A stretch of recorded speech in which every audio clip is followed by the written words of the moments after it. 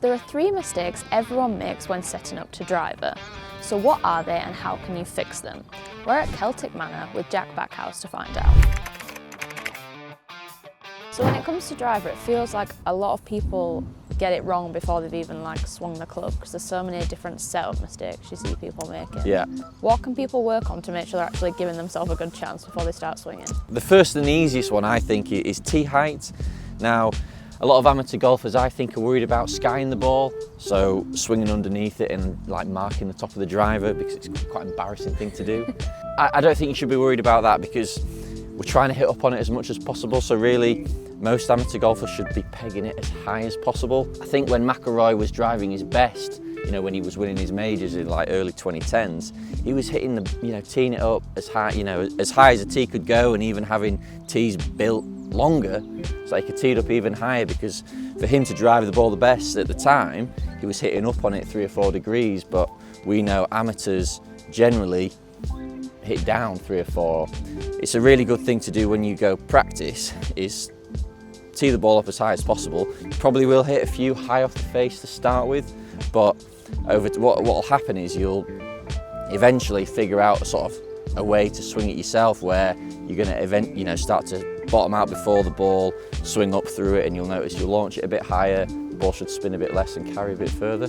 I mean, that just makes sense to me, because it feels like there's so much room to hit up on it when the ball's higher in the air. So I'm just like, you've not got a fighting chance if you've teed it really low. Yeah, exactly. If you try and imagine the times where you've tried to hit driver off the deck, it's basically, unless you're really, really talented, it's so hard, because your margin for error is so small that the face is really deep. And even if you do make good contact, you probably hit it 30 or 40 yards short of what you do if you teed it up. So if if we go to the very extreme and you look at the long drive guys, they're on 4-inch tees, and they're leaning back like this, and they're trying to hit up on it 8 or 9 degrees. And if we look at what the best guy, the longest hitters in the world are doing, most golfers should be looking towards that, because we all need to hit it a bit further, and not pegging it down and spinning it into the fairway short.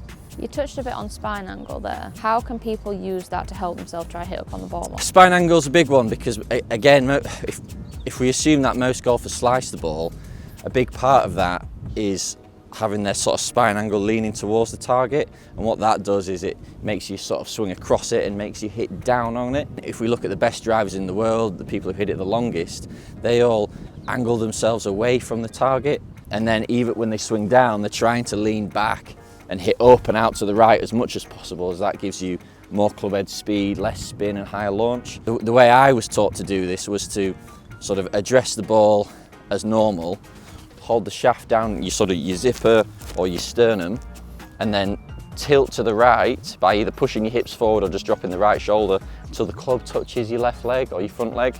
And what that will do is, the wider you stand, the more tilt you get. So with a driver, we stand wide, we want more tilt. With a wedge, we stand pretty narrow, so we don't need as much. If we drop our right shoulder, now that to me feels like I'm really back behind it, but I can actually see here that I'm much more likely to swing out to the right and hit up on the ball more, and that paired with the high tee is just going to give us a better chance of more distance and more speed. How wide would you want people stood to driver? Stance width is probably pretty personal. It depends how mobile your hips are. If you're an older guy who's pretty stiff or whatever, you probably want quite a narrow stance, because it's a bit easier to turn back that way. But if you're you're a bit more mobile and you've got a bit more speed potential, you probably want to be stood a bit wider, because you're going to be making such a big move that you need a wider base to grab the ground and jump off it again. That isn't really right for everyone, because if you're not a high speed player and you're pretty stiff, if you stand wide, what that's going to do is restrict your ability to move, make you swing shorter, make you swing it slower, which is obviously not what we're trying to do. So much of golf is just self-experimentation, isn't it? So it's very hard to stand here and say, you must do this, you must do that. So I would go to the driving range, hit 10 balls and almost try 10 different stance widths. Go too far, see what that feels like. Stand too narrow, see what that feels like, and then find out what works best for you and go with that. So when you're setting up there, you have your feet slightly turned out. Is that something you would teach people to do? Yes, generally it is. If your toes are turned in, if we go for a mega extreme and I turn my right foot in, my ability to make a backswing is massively reduced. So if I turn my right foot out loads, my ability to turn my hips back is massively increased.